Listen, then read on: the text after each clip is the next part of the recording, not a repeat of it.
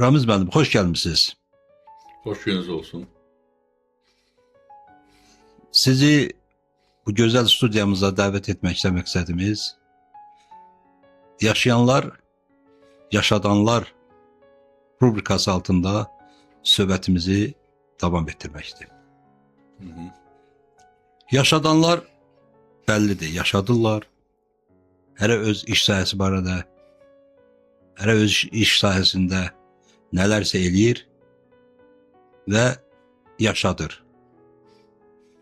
Həyat fanidir, insanlar dünyalarını dəyişirlər, amma dəyişməyən onların qoyduqları əməllərdir, qoyduqları izdir. Siz el arasında kifayət qədər tanınan, sevilən, el məclislərində insanların ovqatını kökləyən insanlardan birisiniz. Qısa desək söz adamısınız. Bu əlamətlər gündə Novruz bayramının gəlişinə bir neçə gün qalmış sizin ürək sözlərinizi, sizin düşüncələrinizi yaşadanlar, yaşayanlar seriyasına yazmaq istərdik. Buyurun, söz sizdədir. Mən təşəkkür edirəm sizə. Əlbəttə, mənim üçün biraz məsuliyyətdir. Çünki mən hiss edirəm ki, deyəsən, bu sizin ilk verilişinizdir.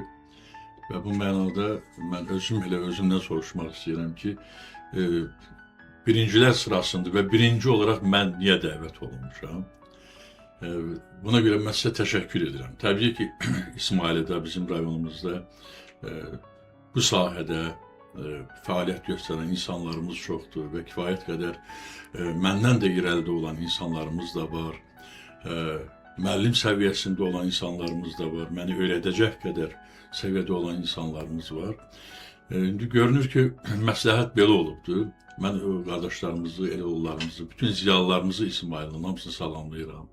Elimizə, günümüzə, bu bahar günlərində xoşbəxtçilik, ruzi bərəkət diləyirəm. O cümlədən sizin bu işinizə uğurlar diləyirəm ki, yəni fəaliyyətiniz düşərli olsun, uğurlu olsun. Və təbii ki, indi söhbət əgər məndən gedirsə, mən el adamıyam birinci növbədə və şənliklərdə olmağın məsələsinə gələndə, mən şənliklərdə daha çox özüm şənlənirəm. Çünki elin şənliyində o qatı, o gözəlliyi, o sevinci duyuram və hiss edirəm. Və özüm də o şənliyin içərisində biraz da şənlənirəm, biraz da sevinirəm ürəyimdə. Çünki elimiz, obamız bu keçən illər ərzində çox böyük əzablar çəkiblər, çox böyük zülümlər görüblər, itkilər görüblər, ağır itkilər yaşayıblar, məşəqqətlər yaşayıblar. Və bu mənada elin hər bir məclisi, hər bir sevinci, hər bir şadlığı mənim üçün böyükdür, böyük bir qürurdur, fərəhdir və bu mənada mən də o elə obaya qoşuluram. Bacardığımızdan təbii ki. İndi necə deyərlər, yazar deyiləm. Yəni təbii vaxtı ikən əlimdə qələm olubdur, yazmağa çalışmışam, bəzi şeylərdə yazmışam. Amma mən daha çox fikrimi poeziyamızın qaymaqları var. Deyək ki, böyük şairlərimiz, böyük yazıçılarımız, böyük söz insanları, mən onları daim mütaliə edirəm və çalışıram ki, bizim el məclislərində, bizim millətimizin, xalqımızın şadlıq məclislərində bu fikirlər, bu şeirlər, bu sözlər səslənsin. Çox gözəl. Sizi dinləmək olduqca xoşdur, amma suallarımız da olacaq. Buyurun, buyurun. Bizim tamaşaçılar üçün, dinləyicilər üçün bir qədər tanışlıq naminə suallarımız olacaq. Ramiz Zülfüqarlı kimdir? Ramiz Zülfüqarlı sadə, sizin gördüyünüz bir insandır. Dağlı balasıyam, bu dağların oğluyam. Mənim deməli İsmaili ilə çox böyük bağlılığım var. Valideynlərim İsmail rayonunun İstisu kəndindəndir. Mən ilk təhsilimi o kənddə almışam. Qalacıq kəndində orta məktəb bitirmişəm. Sonrakı həyat fəaliyyətim Sumqayıtla bağlıdır. Bir xeyli müddət hərbi xidmətə qədər. Sonra uzun müddət mən hidrometeorologiya komitəsində o vaxt ki, indiki bizim Ekologiya Nazirliyi sistemində çalışmışam, işləmişəm. Və həmişə də mən daha çox ədəbiyyata, bədiçiliyə meylim olubdur. Lap uşaqlıq çağlarından səhnəyə meylim olubdur. Yəni belə desək, hələ orta məktəb illərində biz həvəskarlar yığışıb müəyyən tamaşalardan parçalar hazırlayırdıq. O cümlədən mənim xatirimdədir, Qalacıqda biz məktəb tədbiri keçirilmişdi. Böyük şairimiz Səməd Vurğunun 70 ili ilə bağlı. Orada demək olar ki, Səməd Vurğunun dram məsələlərini, bütün o qəhrəmanlarını, baş rollarını Qəray bəydən Fərhada qədər, Georgi Dimitrova qədər rollarını mən aparmışam daha doğrusu. Və böyük bir o dövrün dilində belə söz, leksikonunda belə söz yox idi. Anşlag idi. Yəni kənd cəmaatının xahişi ilə 3-4 dəfə o tamaşa təkrarla göstərildi. Sonraki həyatım Sumqayıtla bağlı. Sumqayıt Dövlət Dram Teatrının studiyası vardı. Studiyada biz müəyyən tanınmış aktyorlar, rejissorlar bizə müəyyən məşqlər eləyirdi, müəyyən tamaşalar hazırlayırdı. O cümlədən Akverdiyevin Ağac Kölgəsində, Cəlil Məmmədquluzadənin Ölülər komediyasında İskəndər oynamışam. Və Adı Sənin Dadı Mənim Seyfəddin Dağlının tamaşasında deməli nəzarətçi oynamışam. Yəni ümumiyyətlə bağlılığım belə olub və mənim bu saat o vaxt adi aktyorlar idi, rejissorlar idi. İndi Respublikan xalq artisti var, deyək ki, Əli Nur, bizim Absulu balası, deyək ki, Tofiq Bayramov, Bələdiyyə Teatrında işləyən əməkdar artisti. Onlar mənim müəllimlərim olub. Hər dəfə böyük ehtiramla onları yad edirəm. Həmişə görüşürük, zəngləşirik, arada əlaqə saxlayırıq və belə. Mənim həyatım yəni bu cür. Sizi dinlədikcə adam o qənaətə gəlir ki, siz kifayət qədər ədəbiyyat və mədəniyyət adamısınız. Olduqca xoşdur. El şənliklərinin aparıcısı olmaq da bir bacarıqdır, bir hünərdir və elin qarşısında olmaq, elin gözü önündə olmaq məsuliyyət tələb eləyir və sizi dəfələrlə rayon səviyyəsində keçirilən tədbirlərdə aparıcı kimi görmüşük. Necə oldu ki, siz dəvət aldınız və mən özüm o tədbirlərin iştirakçısı oluram. Sizə sonda alqışlar bacarığınızın qiyməti kimi təqdim olunur. Bir qədər də bu barədə danışaq. Hə, rayon tədbirlərində məmnuniyyətlə təbii ki, dəvət olunanda, indi tanıyırlar, az çox deməli, mədəniyyət idarəsində işləyən insanların da bir çox məni tanıyırlar. Görünür ki, dəyərləndirirlər, yəni başqa mənada demirəm, dəyərləndirirlər və lazım gələndə təbii ki, biraz da yaxşı alınması üçün məni də dəvət edirlər və mən də məmnuniyyətlə iştirak edirəm. Yəni, xüsusilə dövlət tədbirlərində, zəfər günlərində, Novruz bayram şənliklərində, hətta mən onu demək istəyirəm ki, Dədə Qorqudun səsi yazılıbdır o vaxt, neçə illər bundan əvvəl. O səs hələ indi də deyəsən səslənir, o Dədə Qorqudu kim oynamasından asılı olmayaraq, o səsi deyəsən indi də verirlər. Hər halda mən təşəkkür edirəm, yəni bizim rayon mədəniyyət mərkəzinin rəhbərliyinə də, mənim orada rejissor dostlarım var, aktyor dostlarım var, sənətçi dostlarım var. Hamısı təşəkkür edirəm və təbii ki, məmnuniyyətlə yenə dəvət olunsam, gedə bilərəm. Yəni, gəlib iştirak edə bilərəm. Çox xoş, çox xoş. Bugünkü günümüz, bir daha qeyd edirəm, bahar bayramı ərəfəsinə düşür görüşümüz. Baharla bağlı hamının ürəyində bol-bol arzu var, istək var. İnsanlar yeni ildə, yəni təqvim ilində nələri yenidən başlayacaqlarını, nələri edəcəklərinə və etməyəcəklərinə vəd verirlər. Bir də bizim şərqdə Novruz yeni il sayılır. Bu da bir yeni ildir. Əslində yeni il elə budur. Çünki hər şey yeniləşir. Yer göy oyanır, canlanır. Bu Novruz ərəfəsində bizim tamaşaçılara deyəcəkləriniz, tövsiyələriniz və keçmişdə bu bayramın belə deyək, dəyərləndirilməsi, bugün həmin məqamlar, həmin o keçmişdə gördüklərimiz yaşadılırmı? Belə deyək, ümumiyyətlə tək Novruz bayramı deyil, ümumiyyətlə bizim xalqın, millətin yaddaşına bir dəfəlik həkk olunmuş mərasimlər var. Yəni bu mərasimlər həm Novruzla, həm digər, məsələn, deyək ki, dini mərasimlərimiz var. Deyək ki, Ramazan bayramıdır, deyək ki, bizim Qurban bayramıdır və o ilə bağlı digər sonradan yaranmış dövlət bayramlarıdır ki, hansı ki, onlar bizim yaddaşımıza bir dəfəlik həkk olunubdur. Təbii ki, indi Novruz hər cəhətli şərq xalqlarında xüsusilə hər cəhətli olaraq bizim ömrümüzə, günümüzə hətta təsir göstərən bir amildir. Yəni mən deməzdim ki, təkcə bir gündən ibarətdir, yaxud hansısa bir məqamın anlayışıdır. Çünki yazın gəlişi təkcə təbiətin oyanışı deyil, həm də ruhun oyanışıdır.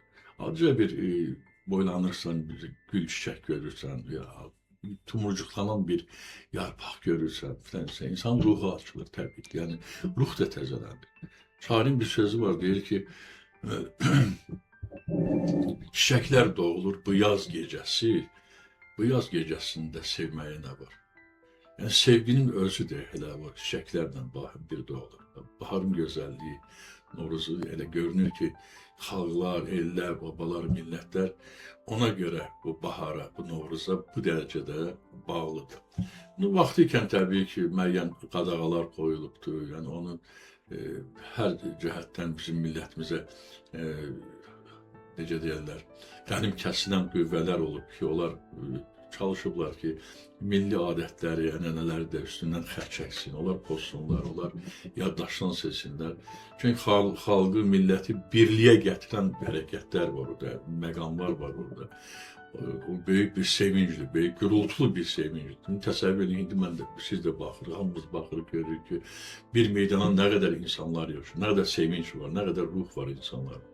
Və budur ki, mən Novruz bayramını, bu yaz bayramını, bu bahar bayramının gəlişini həmişə təqdir edirəm ki, yəni Allahdan arzu edirəm ki, o bizdən asılı olan bir şey yox. Xoş gəlsin, daha da xoş gəlsin, daha çox məramlı olsun, məqamlı olsun, şərli olsun, ruzulu olsun, təbii ki. Biz artıq bir xeyli müddətdir ki, iqlim dəyişiklikləri ilə üzləşirik. Qışda yaz havası görürük. Yazda qış havası görürük. Sanki insanlar da təbiətlə bir oxşarlıq tapırlar. Mənim öz şeirlərimdə birində yazın gecikdiyini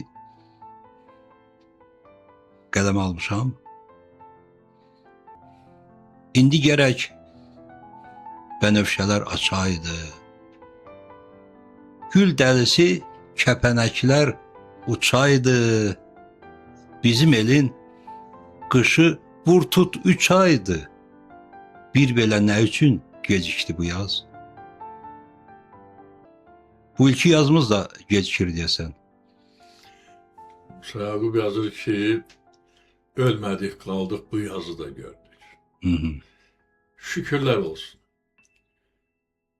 Dünyamızda qlobal hava dəyişiklikləri baş verir. Bunu hamımız bilirik. Dünyanın ən böyük problemlərindən birisi bu saatlar həmin qlobal iqlim dəyişikliyidir. Və bütün dünyanın bütün aparıcı dövlətləri hamısı bu saatlar o haqda fikirləşir, başlanırlar ki, bunun qarşısını almaq filan. Atmosferin çirklənməsi və s. və s. Mən uzun-uzadı bu barədə bu sahədə işləmişəm, ona görə də biraz da xəbərim var bu işlərin içindən. Odur ki, hal-hazırda dünyada gedən bu qlobal istiləşmə ilə bağlı, dəyişikliklərlə bağlı böyük problemlər yaranmaqdadır. Amma indi şükürlər olsun, yəqin ki, onu da qarşısını ala biləcəklər. Birinci növbədə atmosferin çirklənməsinin qarşısını almaq lazımdır. Atmosfer təmizlənməlidir. Bunun üçün də insanlar təmizlənməlidir. Əgər hər gün dünyada müharibələr gedirsə, bombalar partlayırsa, atmosfer daha da çirklənir. Atmosfer çirklənməsi neynəsin? Yəni deyirlər ki, nə boyda raketlər tuluyurlar, nə boyda raketlər partladırlar. Bütün bunlar təzədən dünyamızı çirkləndirir. Həm ruhən çirkləndirir, həm də maddi olaraq çirkləndirir. Və təbii ki, təbiəti yaradan Allah var. O da baxır,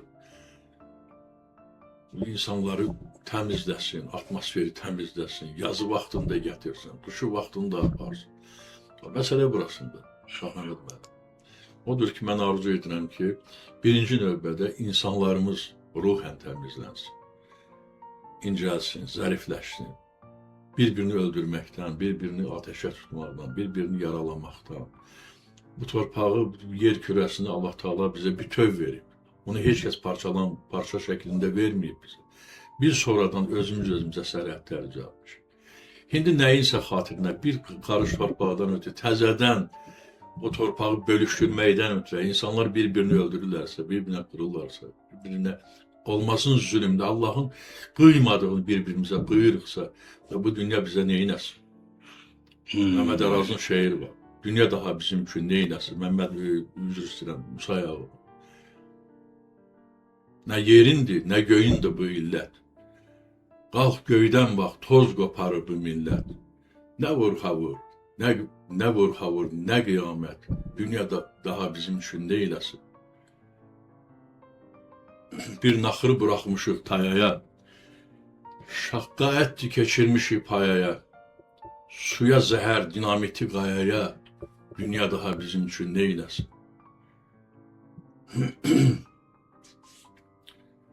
Xəmirimiz, qatığımız, duzumuz, maya tutdu, tutmadı çox sözümüz, özümüzə eləmişik özümüz, dünya daha bizim üçün neyləsin? Dünya öz yerindədir, təbii ki. Çok hoş oldu sizin narahatçılıklarınızı dinlemek. Çünkü sizin narahatçılığınız özünüze göre değil, halka, geleceğe göredir. Elbette sülsever insanlar, hayatı derinden dərk eden insanlar məhz sizi kimi düşünür. Mən başladığım şeiri istəyirəm bir qədər də genişləndireyim. Çünki dinləyicilərimiz bəlkə də sonraki bəndləri eşitmək istəyir. Dağ çayının sellənəsi çağıdır. Yaxaların güllənəsi çağıdır. Sevənlərin dillənəsi çağıdır. Bir belə nə üçün gecikdi bu yaz? Sığırçınlar yuvasızdır hələ də. Yaz arzulu qonaq qonmur gölə də. Bilən yoxdur, cavab versin belə də. Bir belə nə üçün gecikdi bu yaz? Mənim könlüm qışdan bahar umandı. Ümidlərim zərrə-zərrə gümandı. Yol gözləmək ayrılıqdan yamandı. Bir belə nə üçün gecikdi bu yaz? Qoy xoş günlərimiz gecikməsin. Açılmakta olan arzularımız açılsın, var versin.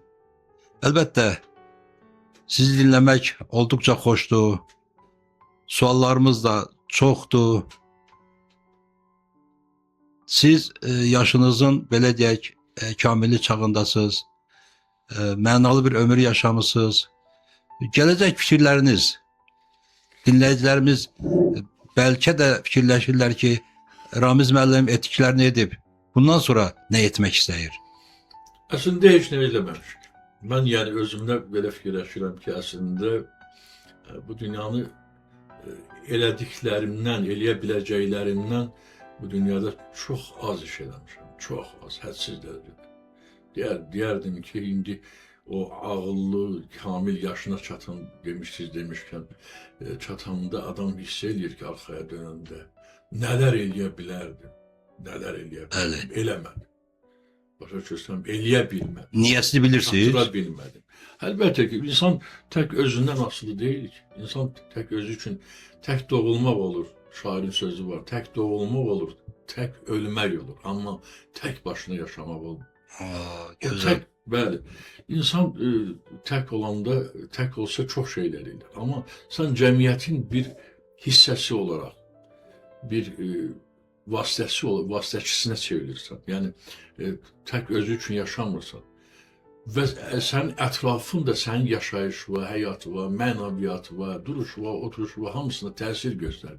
Və bunların bütöv bir cəmiyyətin bir hissəsinə, bir əzasına çevrilirsən. Və bu mənada sən yavaş-yavaş cəmiyyətdən aralandıqca özün özünə hesabat verməyə başlamışsan.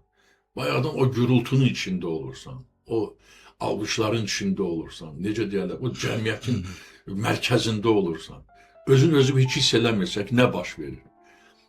Onda ki, artıq yaşlaşırsan, müəyyən qədər yaşada olursan, hiss edirsən ki, yavaş-yavaş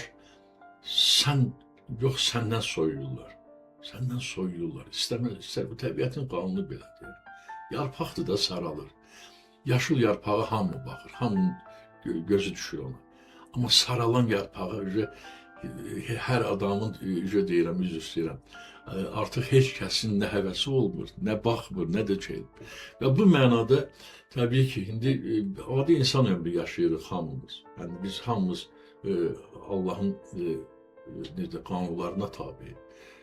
Gənc yaşımızda, uşaq yaşımızda, yaşlaşmağımızda, qocalmağımız, bunlar hamısı ömrün etaplarıdır və ölüm də o etapın bir hissəsidir. O son da ancaq etapdır o da. Və bu mənada əlbəttə istəyərdim ki, tək özümə yox, bütün məni tanıyan, məni sevən, mənimlə həm bir yerdə olan, elimizə, obamıza daha böyük xoş günlər arzu edim. Yəni, səhvsiz insan olmur. Arzu edirəm ki, səhvləri buraxdıqca o səhvləri arxasınca getməsin. Sadəcə olaraq onların peşmançılıqdan pis şey yoxdur. Bəzən insan bir filmi qoyuram, digər filmə keçirəm, amma ümumiləşdirmək istəyirəm. Dünyada peşmançılıqdan, sonraki peşmançılıqdan pis şey yoxdur. Heç bir mənası olmayan bir şeydir. Mənasız bir şeydir. Peşman oldun, olmadın. Elədiyini eləmişsən, düzdürmü? Amma onun dalınca gedib, məyus olub, başı aşağı salıb, özü bədbəxt eləyib, özü naçar vəziyyətə salmaq məncə dəymir. Sadəcə olaraq qərara gəlib səhvin dalınca getməmək. Vəssalam qutardı. Ardıcıl olaraq səhvi eləməmək. Budur. Ramiz müəllim, siz söhbətin əvvəlində bir dağ kəndində anadan olduğunuzu dediniz. Gözəl təbiət, ətrafda dağlar, çayların səsi, bulaqların zümzüməsi. Bunlar hamısı yəqin ki, sizin təbiətinizə, sizin xarakterinizə müəyyən qədər təsir eləyibdir. Sizin kənddə, sizin uşaqlıq illərinizdə sizinlə bərabər olanlar vardı. Onların çoxusu şəhərlərə getdi. Siz niyə kənddə qaldınız? Bu da bir talihdir də. Mən şəhəri heç vaxtı dəyərləndirməmişəm. Yəni, şəhər özünə məxsus bir həyatdır. Şəhərin özünə məxsus bir yaşam tərzi var. Şəhəri başa düşmək, düzdür, başa düşürəm şəhəri. Amma o mühit, heç vaxt mən o mühitə uyğunlaşa bilməzdim. Yəni, sözün doğrusu. Çünki təsəvvür edin ki, insanlar bir-birinə salam verirlər. Yəni, bir dəstə adamdır, keçirsən, o yüzden, bu yüzden. Yəni, tanışın deyilsə, salam verirsən. Kənd mühitində kimliyindən asılı olmayaraq, üzbəyüzə gəlib deyil, hətta qadınlar belə, uşaqlar belə insanla salamlaşır. Yəni, ruhən, mən şəhəri özümə yaxınlaşdıra bilmədim. Mən demirəm şəhər pisdir, yəni, orada yaşayan bizim dostlarımız da var, qohum əqrəba da var. Siz demiş, hər kəs var, hər kəsin də Allah işini avan eləsin. Amma mənim ruhuma yad olan bir camidir o şəhər mühiti. Düzdür, mədəniyyət deyirlər, düzdür ki, amma bizim ilkin mədəniyyətimiz elə kənddən başlayıb və kənd olmasa şəhər necə olacaq? Birinci kənd olub, düzdürmü? Kənd olub. Kənd şəhərin süfrəsidir. Ha, bəli, o tamamilə doğrudur. Yəni indi götürüb hamı şəhərə qarşıda, onda kəndi kimə qoyurlar? O kənd mənim hər şeyimdir, hər şeyimdir. Bütün varlığım o kəndlə bağlı. Onun hər bir daşı, onun hər bir, nəinki hələ kəndimizin ətrafı yaylaqlar var, meşələr var, siz demiş bulaqlar var. Bütün bunlar hamısı birlikdə bir toplum olaraq, bir dövlət, bir ölkə yaradır. Soruşurlar, bəzi ölkələrdə, hətta bildiyimə görə ilkin coğrafiya dərsini birinci öz yaşadığın yerdən, hardan başlanır vətən? Vətən hardan başlayır? O Qılınc və Qalxan filmi vardı, keçmişdi orada. Rusça bir mahnı var. Откуда начинается Родина? Məkan, vətən elə doğulduğun yerdən, doğulduğun evdən, torpaqdan başlayır. Və biz ona sevinci, sevgimizi, istəyimizi ifadə edərkən bütöv bir ölkəyə, böyük bir vətənə öz məhəbbətimizi, sevgimizi ifadə eləmiş olduq. Və bu cəhətdən təbii ki, mən İsmaili bizim ölkəmizin, vətənimizin dilbər bir güşəsidir. Çox gözəl bir məkandır. Burada təkcə mənim yaşadığım kənd deyil, ümumiyyətlə İsmaili möcüzədir. Yəni Lahıcından deyək ki, Qalacığa qədər, Haçtamlıya qədər. Bizim təsəvvür edin ki, bu ərazidə məsələn Baba dağda deyək ki, 0 dərəcə şaxta olanda bu Baxəllidə 40 dərəcə isti olur. Belə bir şey olur mu? Yəni, balaca bir məkanda, balaca bir yerdə təsəvvür edirəm. Ona görə də mən həmişə bu torpağın, bu elin, bu obanın, bu relyefin həmişə vurğunuyam.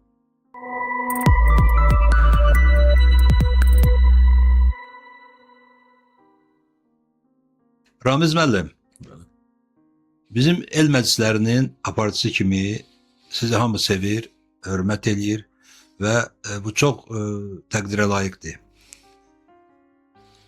Bugün toylarımızın aparıcıları, aşıqlar, digər sənətçilər barədə yəqin ki, sizin kifayət qədər sözünüz var. Buyurun. Ümumiyyətlə, Şahməmməd müəllim, deməli, 100 il bundan əvvəl toylarımız belə olmuyor. Və 100 il bundan sonra da belə olmayacaq. Çünki həyat və cəmiyyət həmişə yenilik axtarır və özünün diktəsini edir. Mən və bizim ümumiyyətlə, bizim nəsil, biz gözümüzü açanda kəndimizdə, el şənliklərində, toylarda Aşıq Şakiri görmüşük, Aşıq Məmməd Ağanı görmüşük, Aşıq Pənahı görmüşük, Teymur Mustafayevi görmüşük. Hətta indikilərdən yaşlaşıblar, o vaxtı cavan uşaqlar idi, cavan oğlanlar idi. Cavad Rəcəbovu görmüşük. Sonradan yəni yerini etapla o bir musiqilərə veribdir. Sonra Tağı Salihoğlu'nu görmüşük. Və digər artıq repertuar və musiqi səslənmələri, musiqinin özünün növü də dəyişməyə doğru getdi. Və təbii ki, bu bizdən asılı deyil, bu yəni müasirliyin və dövrün zamanın tələbidir. Və Aşıq məktəbi, mən birinci növbədə İsmailidə, bizim sənətçilər sırasında İsmailidə Aşıq məktəbinin musiqiyə, bizim musiqiçilərimizə təsirindən demək istəyirdim. Çünki bizim ən böyük aşığımız İsmaildə Aşıq Şamil olub. Tağlabiyanlı Aşıq Şamil. Eşitdiyimə, bildiyimə görə, hətta rəhmətli Musa Yaqub ona 90 ilində bir şeir yazmışdı. Yazmışdı ki, Aşıq Şamil, haqlamısan 90'ı, yaxşı yaman günlərinin yoxsanı. Yəni bu saz sənindimi, bay səni, elə bildim sənin sazın yanıbdır. Aşığın nə qocası cavanı, zil səsinlə bir də titrət tavanı. Təzələndir, çal o köhnə havanı. Deməsinlər sənin sazın yanıbdır. Nə yaxşı ki o saz yanmadı. O saz ondan sonra onun şairdi, Aşıq Yanvara qismət oldu. Aşıq Yanvar böyütdü. Aşıq Yanvar yaratdı, yaşatdı. Böyük bir səs sahibi, böyük bir sənət sahibi oldu Aşıq Yanvarımız. və özü ilə o sənətə özü ilə bahəm bizim Aşıq Elmanı gətirdi. Bizim deməli İsmail Abbasovu gətirdi. Və bu sənət bu şəkildə davam eləməyə, eyni zamanda Respublikanın əməkdar mədəniyyət işçisi Sahibə xanım Abdullayeva bu sənətdə öz sözünü dedi, deməkdədir hal-hazırda, Allah Taala can sağlığı versin. Və bu şəkildə bizim sənət dünyamız İsmailidə bu saatları davam eləməkdədir və təbii ki, gənc nəsil də yetişməkdədir. Mən hamısının adını çəksəm, çəkməzsəm mən bilmirəm. Yəni məndən heç kəs inciməyəcək. Aydındır, kimlərsə unudulacaq mütləq. Aydın məsələ. Mən deyək ki, məsələn adını çəkmək istəyirəm. Deyək ki, Bəhruz var bizim, Bəhruz müəllim. Qalib var bizdə, Ramiz Salmanov var bizdə, Rövşən çox gözəl sənətçi qardaşımız, Elnur Piralı var, çox gözəl sənətçidir. İntiqam var, yaxşıdır, çox gözəldir. Yəni mən xatırlayıram ki, bu uşaqların böyük əksəriyyəti mənim gözümün qabağında ilk toya getdiyi günləri yadımdadır. İndi maşallah hər kəs öz sənətində, öz işində ucalmaqdadır, öz sözünü deməkdədir. Uğurlar diləyirəm dostlarıma. O cümlədən İsmailli həm də Tamada məktəbi var. Məsələn, Pünhan İsmailli bütün Azərbaycanımızda, Azərbaycanın kənarda, hüdudlarında da tanınan böyük söz adamıdır. Mən Pünhan müəllimlə eşq olsun deyirəm, salamlayıram. Pünhan Səyev elə İsmailli təxəllüsünü götürməklə yerimizi, yurdumuzu tanıdır. Bəli. Məhəbbət etibarlı var bizim gözəl sənətçimiz, eşq olsun qardaşımıza. Və yəni bu cəhətdən İsmaildə söz, saz sənəti, musiqi sənəti püxtələşir, özünün gələcəyini gənclərin üzərində qurur və davam elətdirir. Mən hamısına eşq olsun deyirəm, hamısına can sağlığı diləyirəm. Novruz günləri təbii ki, bizim qismətimizə həm də gələcək arzuların üzərində qurulan bir fəsildir, bir yaz günüdür. Biz həm elçiliyimizi, həm toylarımızın ilk başlanğıc günlərini o elçiliklə eləməyə, elçiliklə başlanğıcını qoymaqla deməli bu günlərdə başlayır. Arzu edirəm elimiz, obamız həmişə şən günlərlə, xoşbəxt günlərlə, toyları ilə, arzularla yaşasın və xoşbəxt olsun. Çox sağ olun Ramiz müəllim. Əlbəttə biz sözümüzə baharın gəlişi ilə başladıq. Biz nə qədər danışsaq söz tükənən deyil. Söz ilahi qüvvədir. Onun əvvəli var, sonu yoxdur. Baharın gəlişi hər birimizin qəlbini riqqətə gətirir, dilləndirir. Bahar gülü çiçəyi, qış qarı ilə gözəldir. Axtarmazlar göyçəyi, yar yarıyla gözəldir. Sərin suyla bulaqlar, təbəssümlə dodaqlar, cavan, körpə budaqlar, ilk barıyla gözəldir. Çaylar hayla, harayla, səma günəşlə, ayla, insan əhdlə, vəfayla, ilqarı ilə gözəldir. Bu gözəl məqamda hamıya gözəl, xoş ömür gün arzulayıram və bizim dəvəti qəbul edib gəldiyinizə görə və suallarımızı cavablandırdığınıza görə sizə bir daha təşəkkür edirik və əminik ki, bu başlanğıc xeyirli olacaq, uğurlu olacaq, baharın gəlişi kimi təravətli olacaq və İsmaillımıza biz kifayət qədər xidmət edə biləcəyik. Bu sonluq deyil, Ramiz müəllim. Biz sizinlə yeni görüşlərimiz olacaq. Bu yeni görüşlər nədən ibarət olacaq? Bizim gələcəkdə ölməz şəhidlərimiz haqqında çəkəcəyimiz filmlər olacaq və o filmlərdə sizin dağ çayını xatırladan səsinizdən istifadə edəcəyik və siz kifayət qədər sizə bu mövzu yaxındır, əzizdir. Əzizdir nə mənada? Çünki şəhidlər unudulmazdır, unudulmayacaqlar və sizin növbəti tədbirlərimizdə zəhmətinizə, əməyinizə ehtiyacımız olacaq və güman edirik ki, siz bir vətənpərvər insan kimi bu qarşıda planlarda tutuşdurdığımız işlərdə deməli iştirakçı olacaqsınız və qarşıya qoyulan məqsəddə bizə yardımcı olacaqsınız. Allah sizi qorusun. Bir daha sizə təşəkkür edirik. Çox sağ olun. Mən də sizə təşəkkür edirəm. Arzu eləyək ki, bütün planlaşdırdığınız deməli layihələri reallaşdıra biləsiniz. Var olun. Çox sağ olun.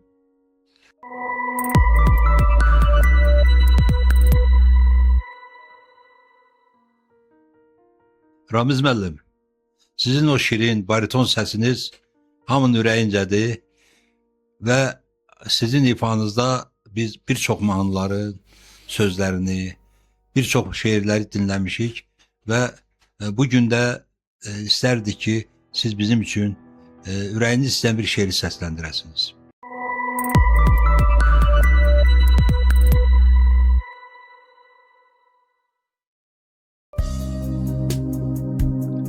Əvvəl budaq-budaq suda uyuyan, sonra çarxı dönüb arxı quruyan, bir yağışa həsrət söyüdlər kimi, eləmədiklərim yandırar məni. Özümə verdiyim öyüdlər kimi, eləmədiklərim yandırar məni. Mən elə bilirdim o bənövşəlik, mənim üçün qalacaq tər həmişəlik. Əzi solub getdi, duymadım üzə. Doyunca baxmadım bənövşə gözə. Yazı nəmiş, yayı tez xəzəlləşən. Pətəkdə qaynaşan, şanla əlləşən, qışda balsız qalan arılar kimi, eləmədiklərim yandırar məni.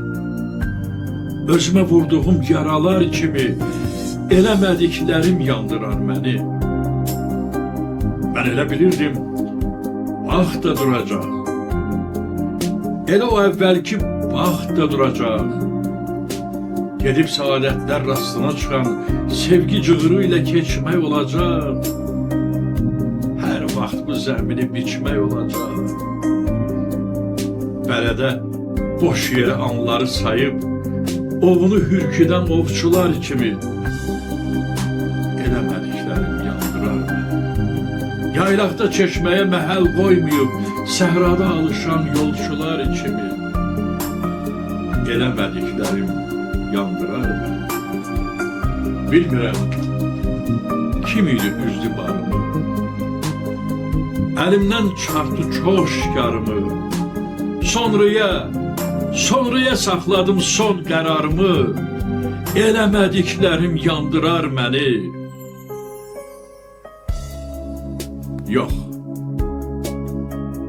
Yox, daha ömrümdə açılmaz o yaz. Bir qanadım yorğun, birisi pərvaz. Elədiklərimdən yaxam qurtarmaz. Eləmədiklərim yandırar məni.